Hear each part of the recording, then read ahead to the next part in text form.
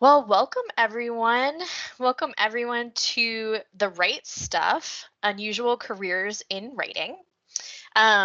So my name is Grace Dugan. I'm a career advisor here at SNHU, and I've worked with liberal arts students here for about 8 years in total, with the last 4 years focused in career. So I definitely have worked with this population for a long time, and I'm really excited to be presenting tonight.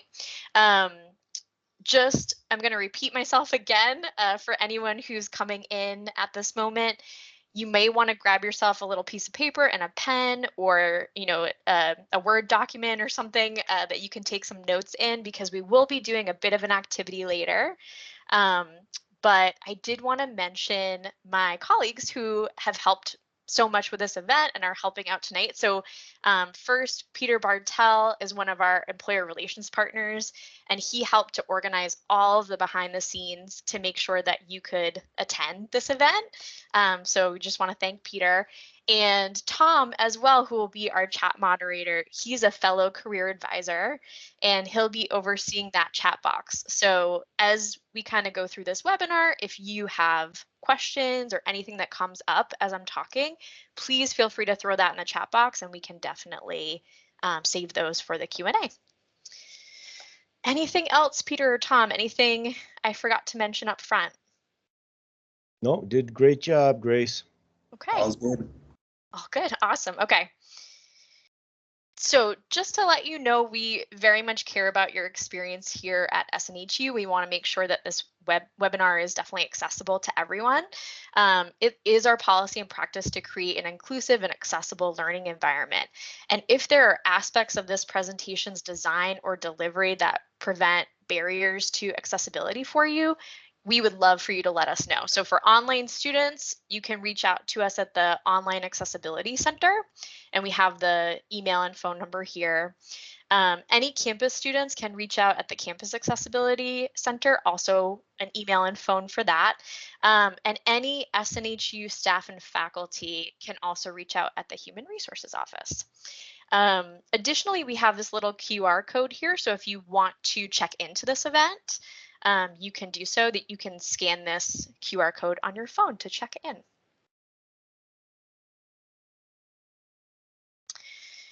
We do host a lot of different virtual events here at SNHU. So I'm so excited you're attending tonight, and we have lots more on the schedule for the rest of this year. And we'd love for you to come to more than one. So definitely check out any future Handshake events on the Handshake site. I have the link here, which you can write down, but Tom may also be able to share that in the chat for people, so you have access to that. And I just wanted to share a screenshot of where you can look for events. So when you do log into Handshake, there's actually an events button that you can click. And any events, it's usually filtered by SNHU events specifically for most students when you get logged in. So you should be able to find any of our upcoming events on Handshake so that you can sign up and attend. And then additionally, we definitely want you to connect with SNHU Career, throughout your time at SNHU, but also after graduation. We are a lifetime service to students and graduates. So this is our contact information. You can reach out by email or by phone. And there are also different ways to just connect with SNHU in general. But if you do want to reach out to Career, please don't hesitate to follow up if you have questions after this event, or if you just want to work with us. So diving into the actual content for this evening, what can I do with a background in English and creative writing? So to be honest, the answer to that is pretty much anything. Tom and I were actually talking about this before we got started tonight, that there's so much that you can do with this background, right? And to be frank with you, sometimes when I get this question, I laugh a little bit, because it's easier to tell people what they probably can't do. You can't do certain technical careers like nursing or engineering specifically with that background. But it's easier to explain what you can't do than what you can do, because really the options are pretty limitless for English majors. As an example that I use that's pretty close to home for me, my own dad has worked in technology for over 30 years in a variety of roles, and with lots of different kinds of technology that I honestly don't understand. And he has a background in English with a focus in poetry. That's what he got his degree in. So I always like to share that because I think it's a really good example. My brother is a communications major, and he has worked in technology, and he's also worked in a variety of different customer service roles. So there's really a lot that you can do with this background. I think sometimes when people ask this question, what they're actually wondering about is, what are the things that I can do that include writing, editing, and research as main components of that job? Just because a lot of times if you get a degree in English or communications, that's what you like to do and that's what you want to do. You want to do things that require that, right? So this presentation, we're really going to cover what some of those jobs look like, just the tip of the iceberg really in terms of the job titles that are related to that kind of work. And we're also going to talk about different strategies for finding and obtaining these kinds of roles, to help you as you're really working through this and trying to figure out what you want to do. So I absolutely love this Mark Twain quote, write what you know. Um, I think it's some of the very best writing advice that's out there. And it's also so often repeated. So I'm sure that you all have heard that many times in the past, write what you know. But I think it's also very accurate to what we need to do in terms of career, right? So when you're thinking about trying to land that job, that uses your writing skills and your background, you also really want to think about transferable skills, which would be what you know, right? What you have done, the skills that you've kind of worked through, the things that you've done well in the past in a variety of jobs. And you also might want to think about, what you enjoy from school, right? What do you know from your degree that you really loved, or that you got really good feedback about, or that you did really well with? So I think that piece of advice also really applies to the job search. Below here, I have a list of some of the most common titles and kind of starting points that I like to share with students. And again, this is really just the tip of the iceberg, but these are some roles that we don't always think about that do require a lot of writing, and also usually a lot of research and different kinds of communication, maybe even editing, depending on what you're doing. So we've got publishing opportunities. There are so many different kinds of jobs underneath the banner of publishing. So that's a whole field that you can kind of work through and read more about. But things including editing, becoming an agent, becoming a publishing assistant, getting into sales or marketing, getting into digital rights management for publishing houses. There's a lot of different things going on there.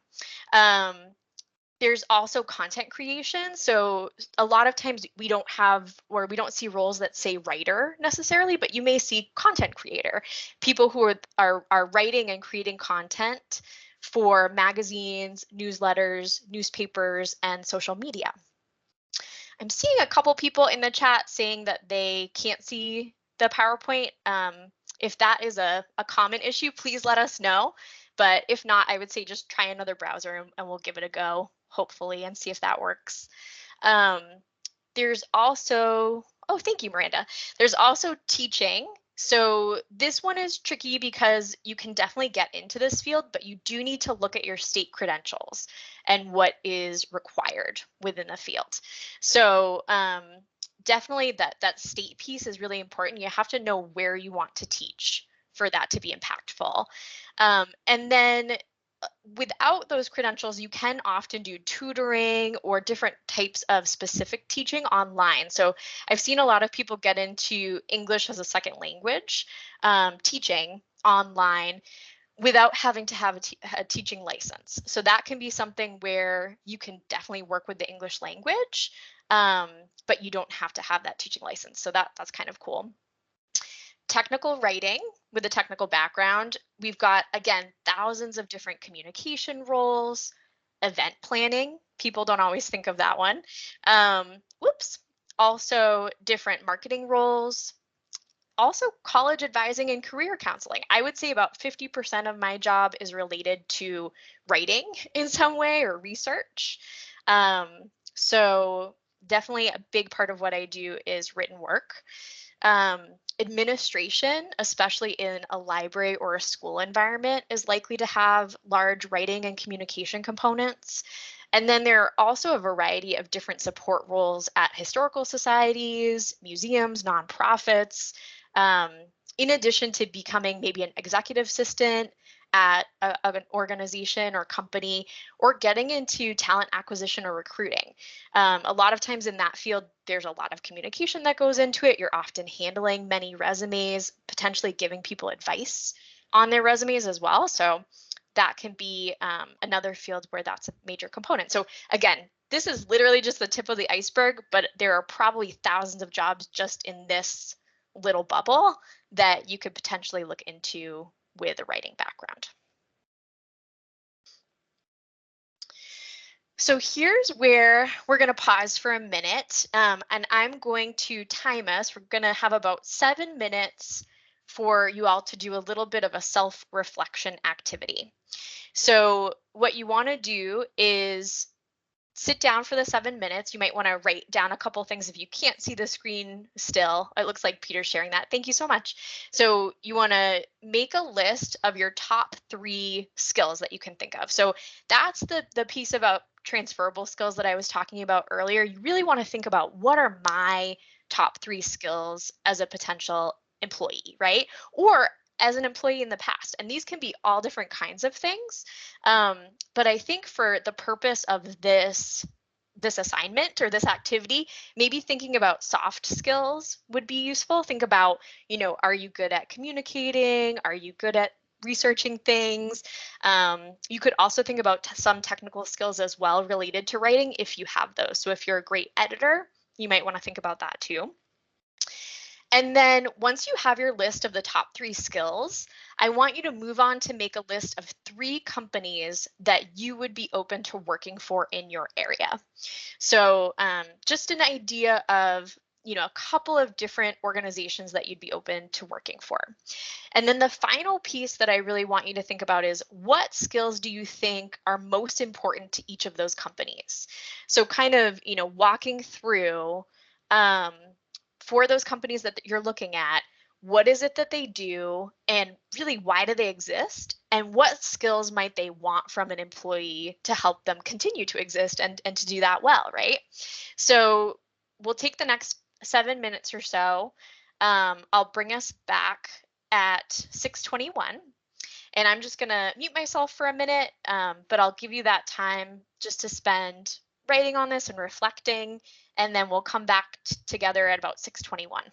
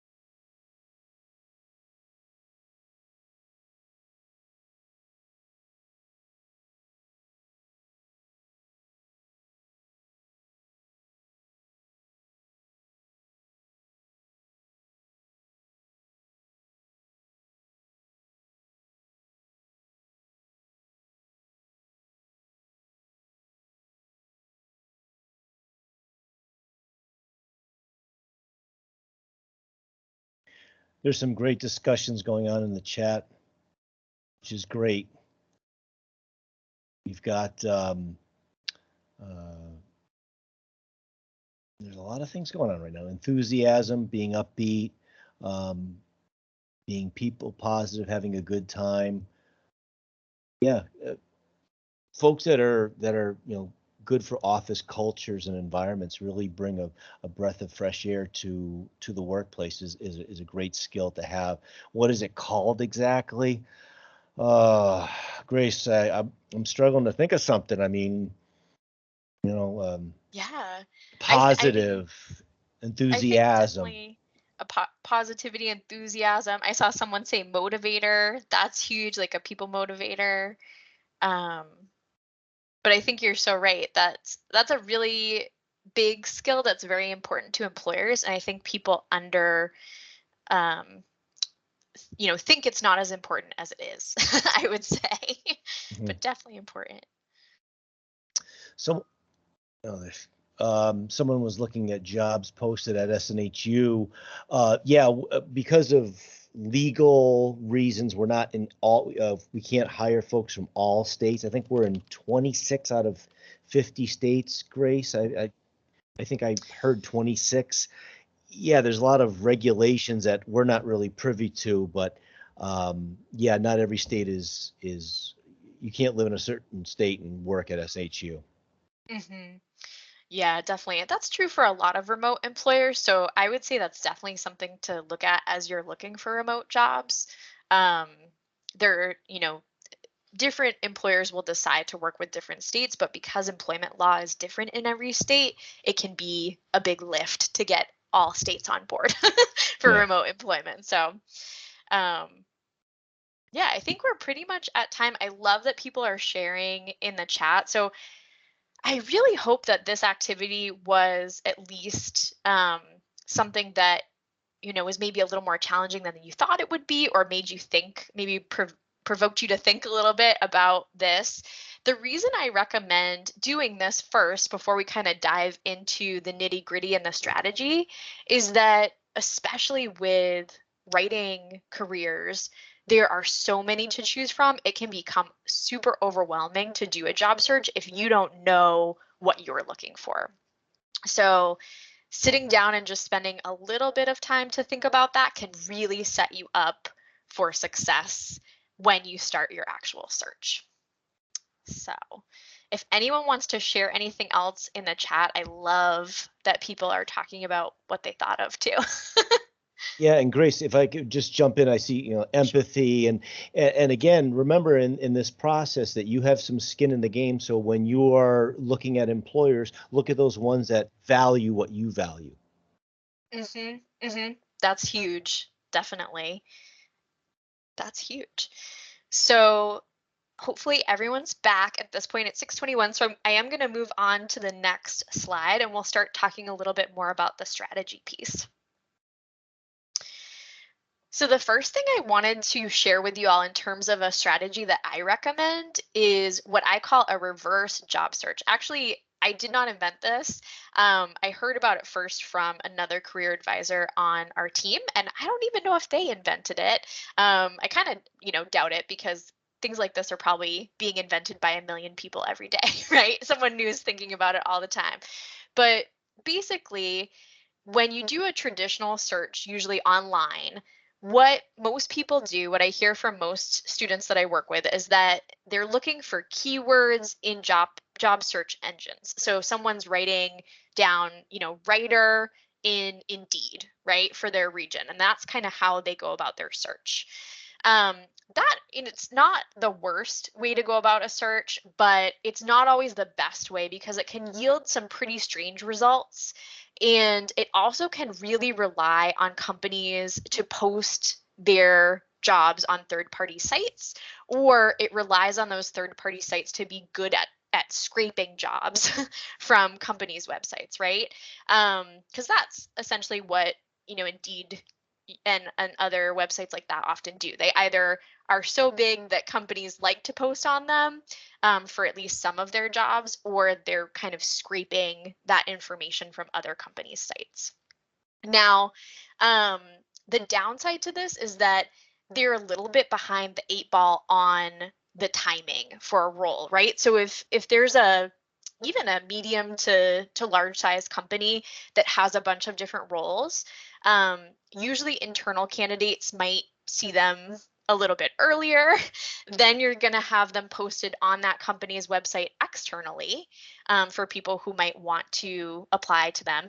And then kind of the third tier is a third party site.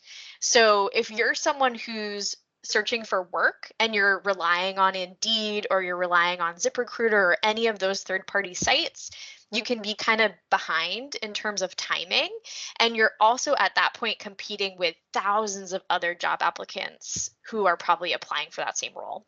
So it can be super frustrating. And the third thing I did want to mention is that, especially these days with Indeed, I see a lot of scams happening on that website. And I talk to a lot of students who are running into employment scams on those websites. So one way to potentially protect yourself a little bit is to do a reverse job search and kind of go about it a little bit differently.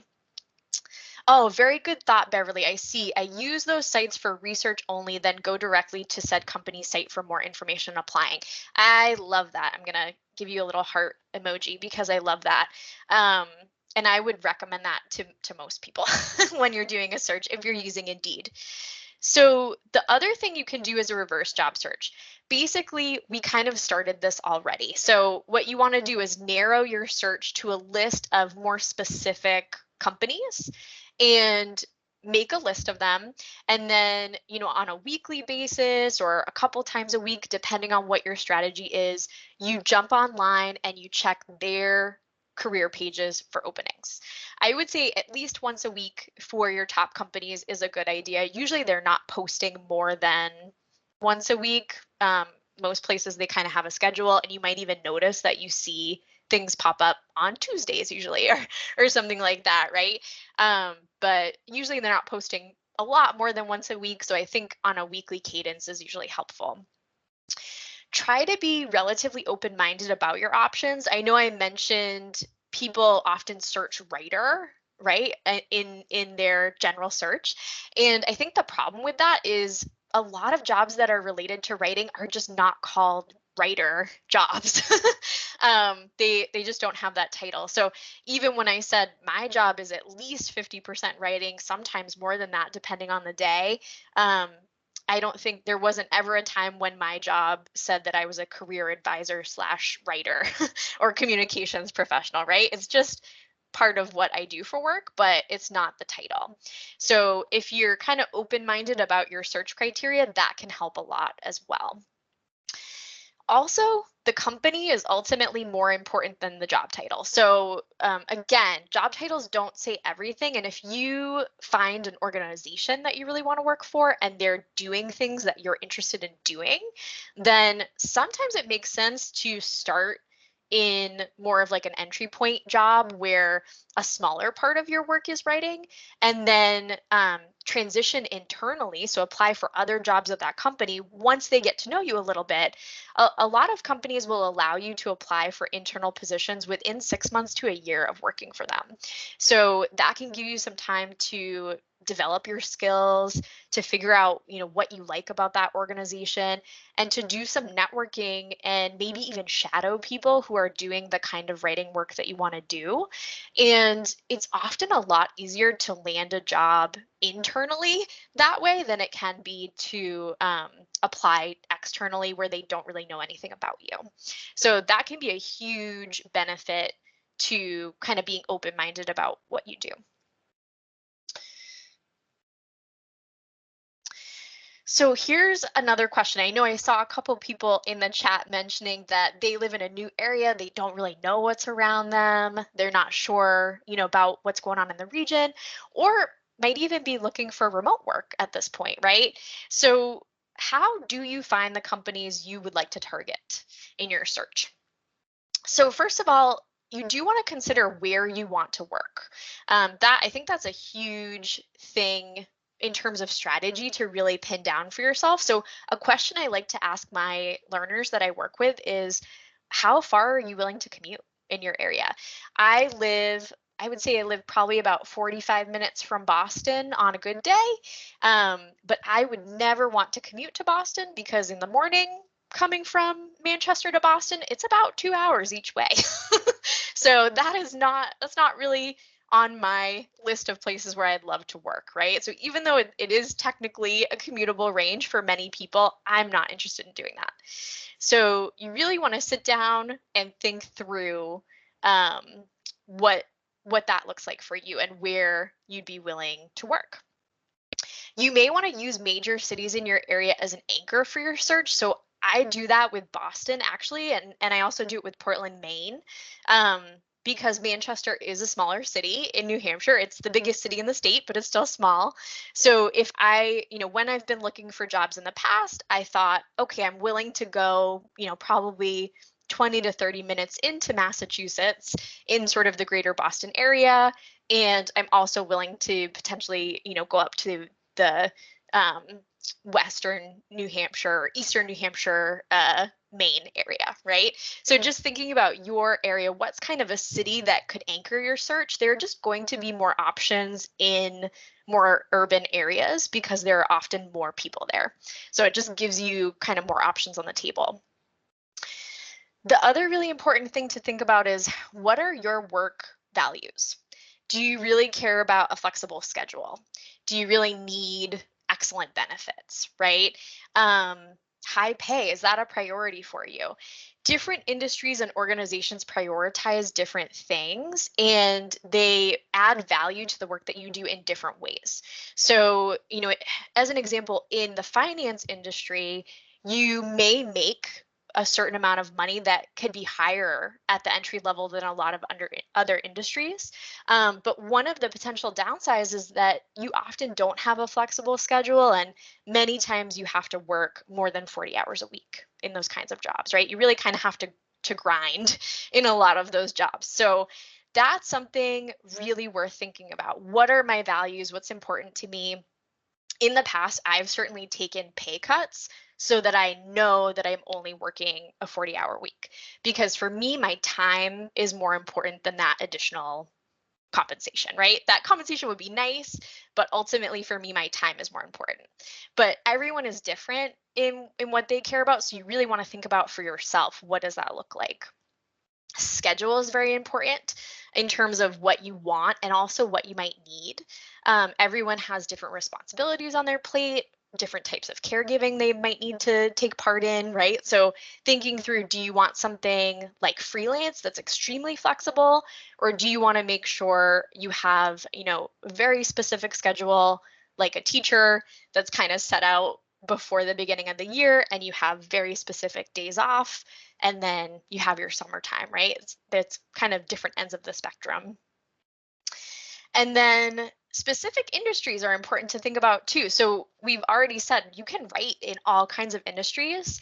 So if you're thinking about like, where would I like to be a writer? What kinds of industries am I interested in? I mentioned healthcare, technology, manufacturing, logistics. Those are industries you might not always think of, but they also need writers and good communicators. So there's a lot you can do in those industries as well. Once you've kind of gone through this and you've made a little bit of a list of some of those organizations you're interested in, you can then go to that official company website, look for their careers page, and use the filters on that page to begin your search. We've already kind of gone over a lot of this, but you might want to save this slide for yourself or just take notes on this if this is a process that you'd like to do. I do recommend searching by department or function of the role. A lot of times these websites do have things set up by department, especially if it's a bigger organization. And you may easily find, a marketing department or a communications department where you can imagine a good deal of that work is probably written. There may also be graphic design elements, there might be video, right? It depends kind of on the type of organization and the type of work that they're doing. But you can imagine that a marketing or a communications department, a lot of what they do is going to be written in nature. So that can be a good place to start in terms of looking at departments.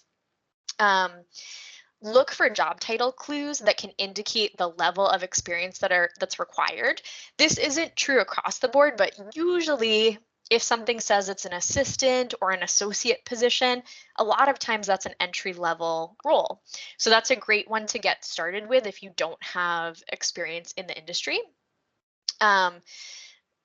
On the flip side, if you don't have experience, you probably don't want to target lead or director roles, because those are roles that people are really looking for much more experience usually. And a lot of times it will tell you how many years they're looking for, but that can give you a cue before you kind of jump into the job description that maybe it's a little bit out of range.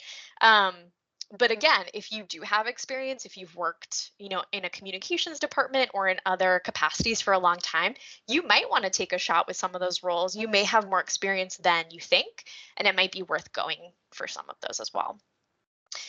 And then finally, I think you all probably know this, but really reading through the responsibilities section to see if writing is a main focus of the role.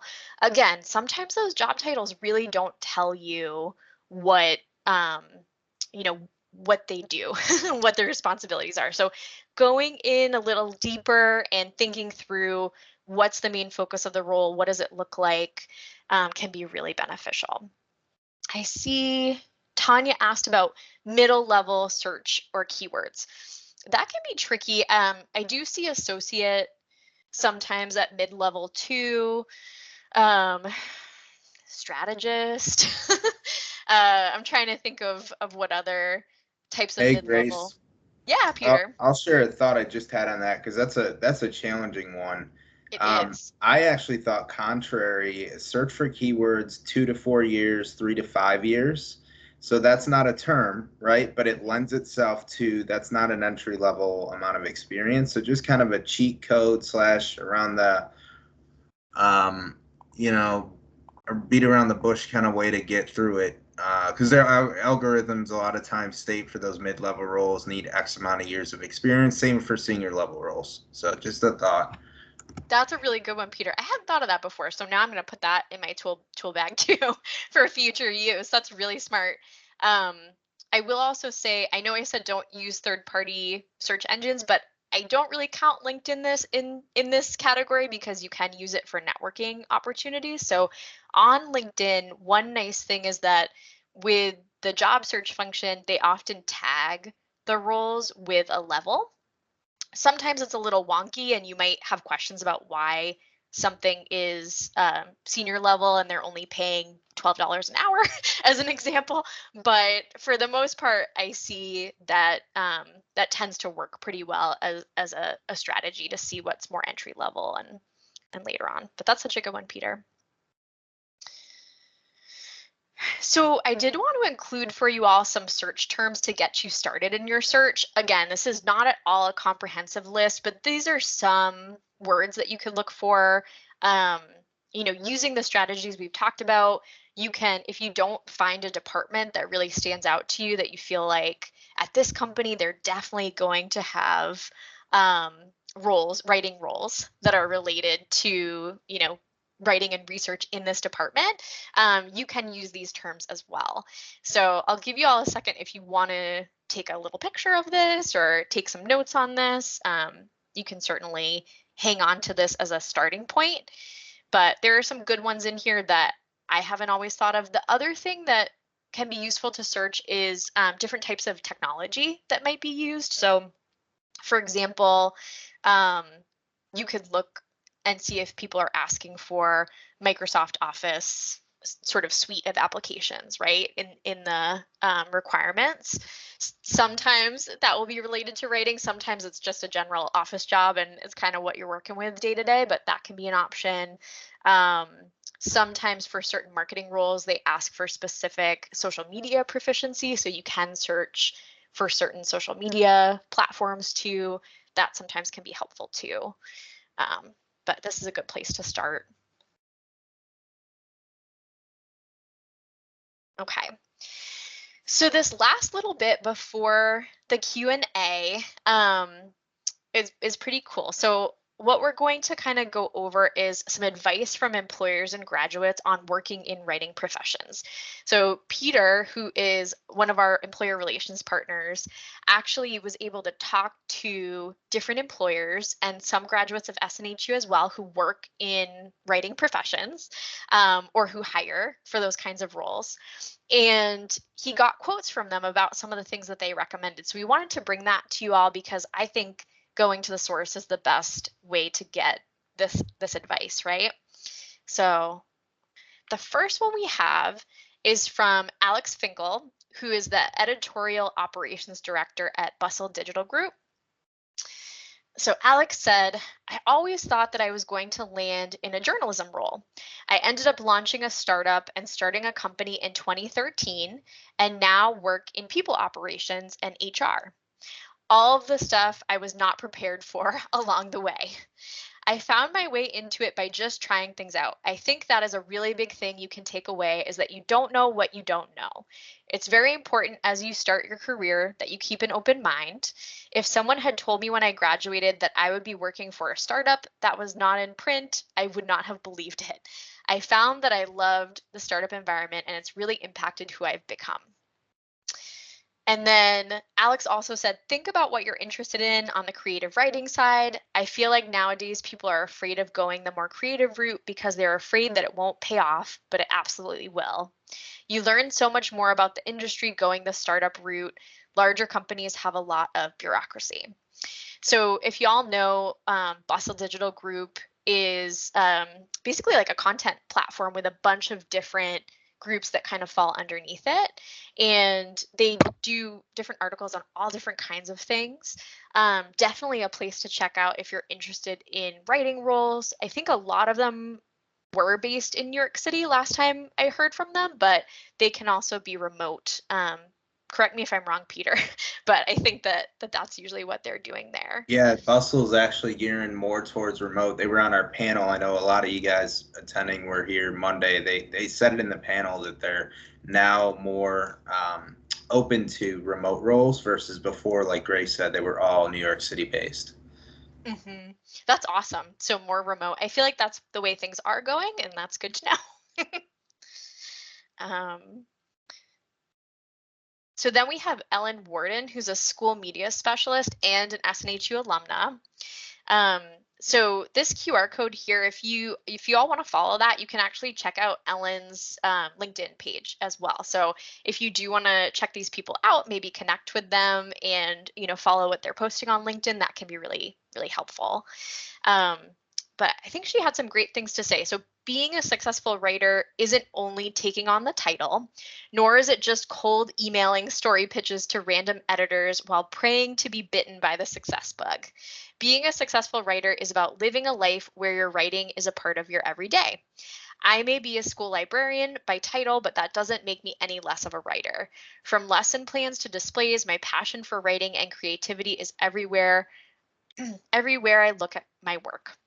So my advice to you as you set out is to see every path as an opportunity to use your writing skills in a new way. Who knows, maybe you will end up somewhere amazing, perhaps a school library or even the moon. Your creative possibilities are endless. I think this really goes to the heart of what we were talking about earlier, where just being open-minded about what you could do and where you can be a writer can be a really good place to start in your search, because there are so many different ways to be a writer. Now, Gregory White works in teacher recruitment for the school district of Osceola County. And he said the communication skills that you learn by obtaining a writing degree transfer perfectly into any career path you eventually choose. I would agree with this because written communication and strong editing is pretty much important in any industry where you communicate with stakeholders internally or externally. Super important. Clear communication, especially the written word, is essential to setting yourself apart from other candidates. So often your first impression will be made via email or your resume, and a writing degree will prove to be invaluable as you start your job search. And Gina, I think it is in Florida. Peter might know for sure. Yeah, it is Orlando area. Okay, cool. Very cool. So I just think this is really important in terms of, as writers, thinking about your resume as a reflection of your written work too. So something I tell students is you want to make sure that that really grabs people and that it is strong and that it tells the story that you want it to tell, because it is one of your first examples of how you write that you share with people. So Lisa Milden, editor at Dot Dash, is also an SNHU alumni. And she talked to us a bit about creating a portfolio. So I created a portfolio of what I had written from different classes. Take advantage of the course that SNHU offers you and hang on to those final papers, as they can give you a beginning step to a portfolio. While in school, I found a couple of volunteer places that I got to get my feet wet by trying out different genres of writing to figure out what I was more comfortable with. Internships and volunteer experiences are why I'm where I am now. That experience impressed people enough that they hired me. Someone with no portfolio, this was vital for me finding a position. So she didn't have a portfolio before she took on those experiences, but she created one through school and those volunteer experiences. So that's awesome. I did see somebody in the chat also mention volunteering, and I highly recommend that as an option, or doing freelance work. Most companies, when I applied for jobs, whether I was paid or not, they didn't care. They just wanted to see your portfolio.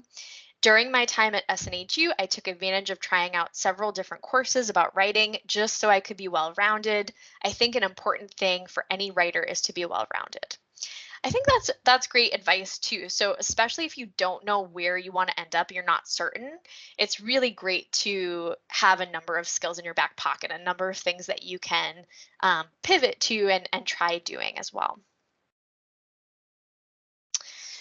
And then I think the final quote we have is from Colleen Gay, who's an HR generalist. She said, "We recently filled a position in our marketing department for a content specialist. Part of the job description was, this individual will create, edit, and proofread copy and marketing content for print and web projects. Our content specialist will play a key role in creating a multi-channel content strategy and establishing a consistent brand voice across all channels. The ideal candidate is a creative and dynamic worker with a fervent passion for writing, learning, and research. The individual we found is a novelist in his free time, but uses his writing skills in the office to truly be our brand voice. His skills are not only valued by the marketing department with social media, email campaigns, and blog posts, but also by me in HR. That consistent brand voice has been used to enhance our careers page, job postings, Glassdoor profile, and more. His skill set has made a world of difference having his skills on the corporate team." So I think this just, again, speaks to kind of what we were talking about earlier. In marketing departments, content specialist roles, you may not think of that as a writing role immediately, but it sounds like writing is the essential part of that role for this person. So definitely a good opportunity to keep in mind. And now we can take some Q&A. So if people were hanging on to questions, or if we have kind of thrown some in the chat or some additional thoughts that you want to talk through, please feel free. We have just about 14 minutes left, so I would love to get some conversation going if anyone has some. Hey, go ahead, Tom. No, I was gonna say there's some great conversations going on in the chat, and Peter and I have been answering them as we've gone along as well. Tanya just said job listings can be intimidating. Try to put my guard down a bit and try to read each line. Yeah, a job. Yeah, Grace, maybe you want to speak about job descriptions. Yeah, definitely. I can hear your frustration. I'm sure Tom has thoughts too on this. To be honest, it's funny that you bring that up after that quote from Colleen on that last page, who works in HR, because sometimes I get frustrated with job descriptions because they're not clear. They don't really always explain what the job is or what that person would be doing, and they can be very lengthy and kind of jargony depending on the industry. So I think you're doing the right thing by sort of spending time on each line and doing a close reading. I think another thing that you might want to do that may be helpful, you could also search for a day in the life of X role. On YouTube is one option, or on Google. I like to go to YouTube because I like having kind of that video component. And a lot of people who work in certain professions will make videos about what is it like to do this role. And it may be, very different from company to company, but it might give you some high level idea about what that job kind of looks like and what it's like. And it can be a little bit easier to parse through than a very, very lengthy job description.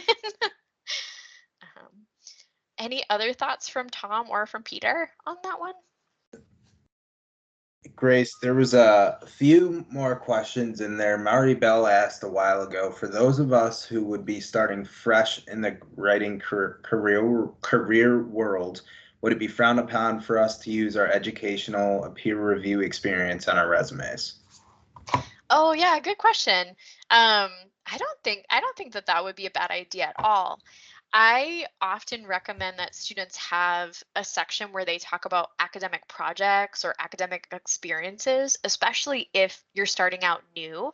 Companies, I mean, let's just be honest, the reason a degree is valued is that they're hoping that you're gaining skills in your degree that would pertain to that role, right? So sometimes people always say it's just the name of the degree that matters, but I disagree with that. I think a lot of it is really about what did you learn in school and what kinds of skills did you develop. So if you can be clear about that on your resume and you can kind of share what you did in a professional way, I think that can be very beneficial. And I've heard from a lot of companies that they really like that and they give people chances based on that information being shared. There's a couple of questions that have come in. Mary is getting her MBA and mentioned we're looking into biopharmaceutical companies to do some research writing. Any information on this? Yeah, well, congratulations. That's exciting. So my first thought would be, do you have any prior experience with the biopharmaceutical industry?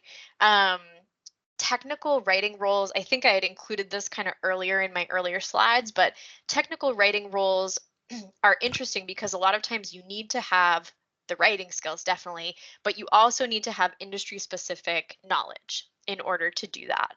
So, I would say you probably, if you don't have experience in that industry, you either want to spend a lot of your time sort of gaining that experience now in a variety of ways. You can research on your own and read a lot about it, and maybe read from other technical writers who work in that field and see, what they recommend or what they use as sources. And then the other option would be looking at entry level roles that are maybe not a fully research or fully writing role, but give you that opportunity to get started in biopharma and learn more about that industry and then transition into a fully written role. Thanks, Grace. The next one was from Stephanie. She asked, how do people find the confidence to just put themselves out there? So any advice around that? Because I know a lot of times, especially in an interview, right, or early on, it's challenging, right? Maybe you don't have that experience, or that's not you haven't had to do that a lot. Any tips you can provide? Yeah, definitely. I'm sorry, I gotta take off my glasses because my eyes are watering for some reason. I'm not crying, I promise. Everyone. Yes. So recommendations for putting yourself out there. That's a really good question. So part of it is just try, right? And try not to get your ego too wrapped up in what you're doing. I'm sure you can think of times in your life where you've had to just make a go of something, you've just been forced to do it. And, maybe it worked out, maybe it didn't, but you just had to try. There was no other option. So I like to think of that way when I'm looking for a job, just to think through, what's the worst that can happen? Maybe I get rejected, but then I'm in the same position that I'm in now, right? I think another thing that can help is if you're someone who's just trying to prepare before putting yourself out there, you could put yourself out there in a smaller way earlier on and see if that gives you more confidence. So Volunteering is a good way to do it because it's lower stakes. No one's paying you for that work. So, you know, a lot of times it's important work. It's still good experience, but they're not paying you. So they may be more open to someone without that background. And outside of volunteer work, I would say that, oh my gosh, Sydney, yes, a booktube channel, things like that, right? So a blog, a booktube channel, you know, a bookstagram is a good option too, where you're writing about things that you're interested in. Anything like that is pretty low stakes. I also would recommend see if you can do some networking or some coffee chats with other writers. I think one thing that's true of writers across the board is that rejection is a part of the work. It's kind of like acting, right? It's, you know, if you sign up for that job, then you get more no's than yeses usually, for your work. So kind of getting used to that rejection, or even, you know, growing not to enjoy it, but to be okay with it and just keep going is kind of part of that process. So sometimes talking to other people who are going through that can be helpful and can like bolster your experience. There's another question from Gregory. Any advice in regards to writing for media like TV or movies? Wow. Media like TV and movies. Well, Tom, you have a background kind of related to radio, right? Yeah, well, yeah, for radio, and I did behind the scenes at local television, but Mm-hmm. the Oscars they have a website with a bunch of positions, internships, especially internships. That could be a good place to start to get some information. You know, again, you know, talking about, you know, putting yourself out there is, you know, if you have a TV show and you know the writer of a particular show, Google their name and reach out to them and try to get an informational interview and ask about how they got their start in the field. I think that's Mm-hmm. important. I'm all for, you know, putting yourself out there because that's how you grow professionally. One Agreed. of Yeah. Oh, go ahead, Peter. our handshake partners, Annie, the TV network, is actually hosting a virtual event on sometime in April 13th. I'm putting the link in there. That's on Handshake, so feel free to go register. But just to call that out, since the TV and movie topic came up, that might be a good one to attend. Mm-hmm. Yeah, such good answers there. I think the key for any like smaller industry like that, like entertainment, sports, video game industries, all of those kind of small industries, it's even more important to network than it is in massive industries, right? Um, because it's kind of a tighter situation. It's more competitive. There are a lot of people going for it. So um, one thing I've recommended in the past is see if there's like a guild or a professional association for screenwriters in your state. You'd be surprised how many states have these types of professional organizations, and sometimes they have free webinars and things that you can take part in to meet other people who are doing that work.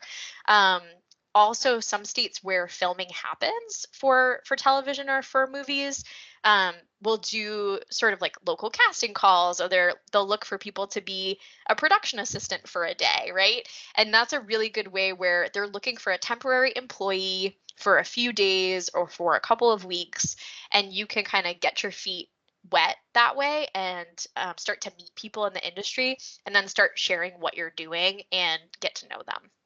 That's a huge part of it. Yeah, let's see here.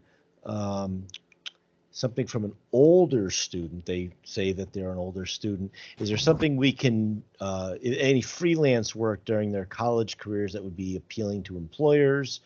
Wants to create a curriculum vitae website and add a blog and writing post geared towards whatever field we're hoping to go into.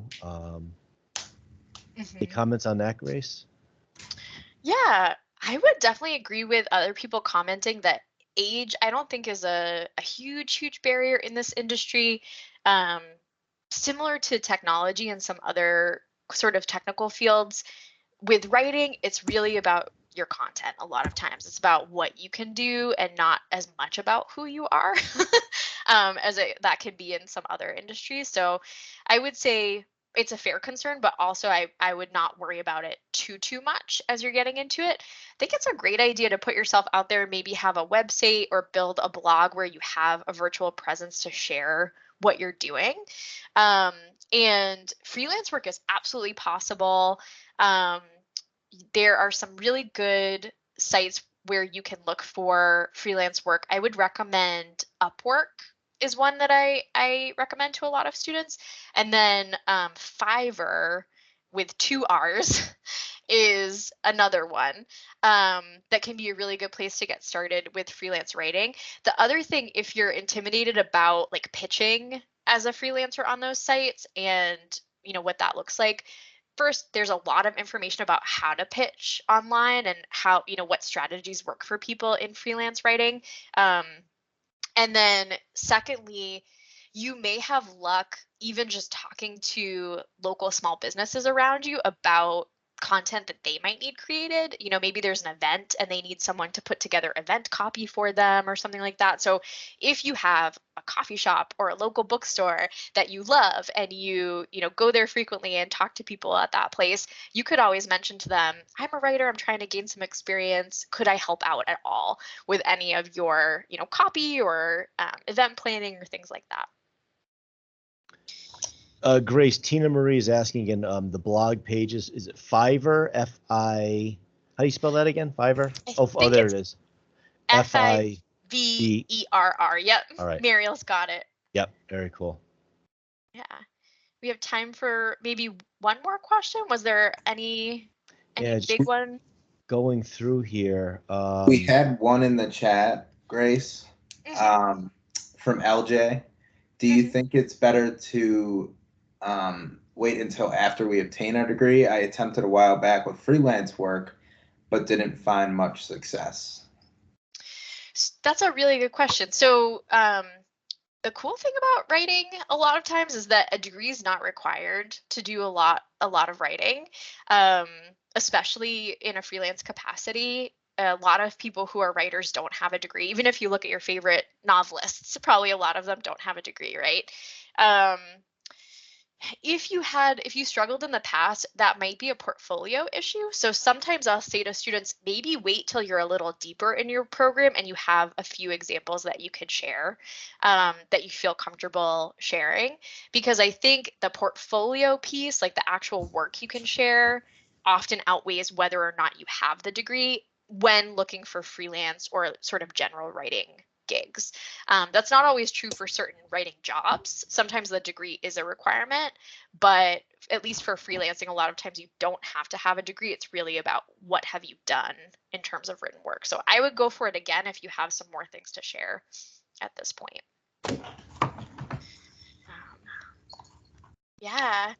This was fantastic. So I see it looks like we still have lots of questions and lots of people here, but we are at time, so I don't want to keep everyone very late tonight. But what I would say is if you have additional questions or if there are other things that you want to go over, anything that you've asked in this chat, we would be happy to strategize or chat with you about on the phone or through email.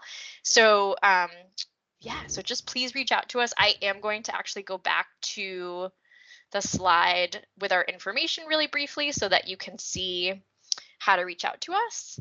And we would love to hear from you all if you want to ask us anything or work with us on anything. Thanks, Tom and Peter. Thanks, Grace. Thanks, everybody. Yeah, nice job, Grace. Thank you for the participation tonight, folks. We really do appreciate it. And keep us in mind if we can help you. Free lifetime benefits for all students and alumni. Yeah, definitely. Thank you so much, Tom and Peter. And thank you, everyone, for attending. This was awesome. Have a good night. Good night.